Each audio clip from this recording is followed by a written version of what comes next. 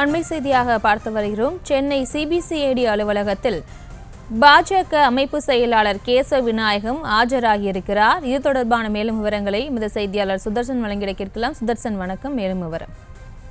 வணக்கம். 4 கோடி ரூபாய் பறிமுதல் செய்யப்பட்ட வழக்கில் பாஜகவுடைய மாநில அமைப்பு செயலர் கேசவ விநாயகம் எழும்பூரில் இருக்கக்கூடிய சிபிசிஐடி அலுவலகத்தில் ஆஜராகியிருக்கிறார்.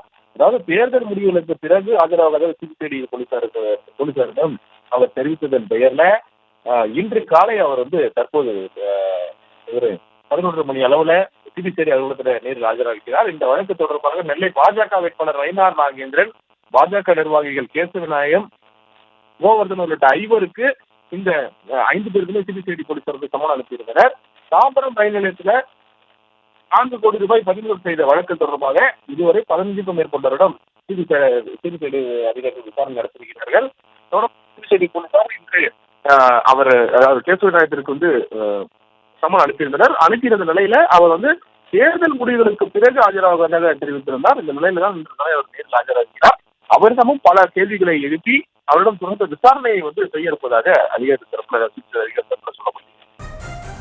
விவரங்களுக்கு நன்றி சுதர்சன்.